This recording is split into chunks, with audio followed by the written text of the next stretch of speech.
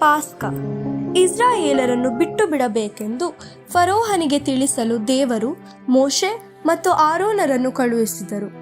ಅವನು ಅವರನ್ನು ಬಿಟ್ಟು ಬಿಡದಿದ್ದರೆ ದೇವರು ಈಜಿಪ್ಟಿನ ಜನರ ಮತ್ತು ಪ್ರಾಣಿಗಳ ಚೊಚ್ಚಲಾದ ಗಂಡಾದವುಗಳನ್ನು ಕೊಲ್ಲುವೆನು ಎಂದು ಎಚ್ಚರಿಸಿದರು.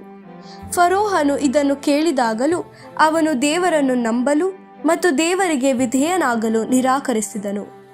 ದೇವರನ್ನು ನಂಬಿದವರ ಚೊಚ್ಚಲ ಮಗನನ್ನು ರಕ್ಷಿಸಲು ದೇವರು ಒಂದು ಮಾರ್ಗವನ್ನು ಒದಗಿಸಿಕೊಟ್ಟರು.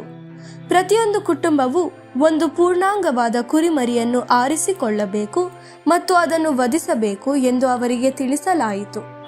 ಈ ಕುರಿಮರಿಯ ರಕ್ತವನ್ನು ಅವರ ಮನೆಗಳ ಬಾಗಿಲ ಸುತ್ತ ಹಚ್ಚಬೇಕು ಎಂದು ದೇವರು ಇಸ್ರಾಯೇಲರಿಗೆ ಹೇಳಿದರು. ಅವರು ಮಾಂಸವನ್ನು ಸುಟ್ಟು ತಕ್ಷಣವೇ ಅದನ್ನು ಹುಳಿಯಿಲ್ಲದ ರೊಟ್ಟಿಯೊಡನೆ ತಿನ್ನಬೇಕು. ಅವರು ಈ ಊಟವನ್ನು ತಿಂದ ತಕ್ಷಣವೇ ಈಜಿಪ್ಟನ್ನು ಬಿಟ್ಟು ಹೊರಡಲು ಸಿದ್ಧವಾಗಬೇಕೆಂದು ಸಹ ಅವರು ಹೇಳಿದರು.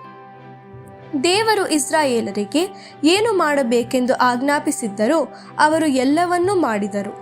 ಮಧ್ಯರಾತ್ರಿಯಲ್ಲಿ ದೇವರು ಈಜಿಪ್ಟಿನ ನಡುವೆ ಹಾದು ಹೋಗುತ್ತಾ ಪ್ರತಿಯೊಬ್ಬ ಚೊಚ್ಚಲ ಮಗನನ್ನು ಸಂಹರಿಸತೊಡಗಿದರು. ಇಸ್ರಾಯೇಲರ ಎಲ್ಲ ಮನೆಗಳು ಬಾಗಿಲು ಸುತ್ತಲೂ ರಕ್ತವನ್ನು ಹಚ್ಚಿದರು. ಆದ್ದರಿಂದ ದೇವರು ಆ ಮನೆಗಳನ್ನು ದಾಟಿ ಹೋದರು. ಅವುಗಳೊಳಗೆ ಇದ್ದವರೆಲ್ಲರೂ ಸುರಕ್ಷಿತರಾಗಿದ್ದರು. ಕುರಿಮರಿಯ ರಕ್ತದ ನಿಮಿತ್ತ ಅವರು ಸಂರಕ್ಷಿಸಲ್ಪಟ್ಟರು. ಆದರೆ ಈಜಿಪ್ಟಿಯನ್ನರು ದೇವರನ್ನು ನಂಬಲಿಲ್ಲ ಅಥವಾ ಅವರ ಆಜ್ಞೆಗಳನ್ನು ಅನುಸರಿಸಲಿಲ್ಲ. ಆದ್ದರಿಂದ ದೇವರು ಅವರ ಮನೆಗಳನ್ನು ದಾಟಿ ಹೋಗಲಿಲ್ಲ. ದೇವರು ಈಜಿಪ್ಟಿನವರ ಚೊಚ್ಚಲ ಮಕ್ಕಳಲ್ಲಿ ಪ್ರತಿಯೊಬ್ಬನನ್ನು ಸಂಹರಿಸಿದರು.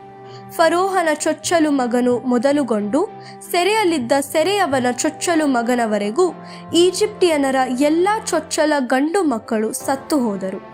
ಈಜಿಪ್ಟಿನಲ್ಲಿ ಬಹಳ ಜನರು ಗಾಢವಾದ ದುಃಖದಿಂದ ಅಳುತ್ತಿದ್ದರು ಮತ್ತು ಗೋಳಾಡುತ್ತಿದ್ದರು. ಅದೇ ರಾತ್ರಿಯಲ್ಲಿ ಫರೋಹನು ಮೋಶೆ ಆರೋನರನ್ನು ಕರೆಯಿಸಿ, ಇಸ್ರಾಯೇಲರನ್ನು ಕರೆದುಕೊಂಡು ತಕ್ಷಣವೇ ಈಜಿಪ್ಟನ್ನು ಬಿಟ್ಟು ಹೋಗಿರಿ ಎಂದು ಹೇಳಿದನು. ಈಜಿಪ್ಟಿನ ಜನರು ಸಹ ಇಸ್ರಾಯೇಲರನ್ನು ತಕ್ಷಣವೇ ಹೊರಟು ಹೋಗುವಂತೆ ಬಲವಂತ ಮಾಡಿದರು.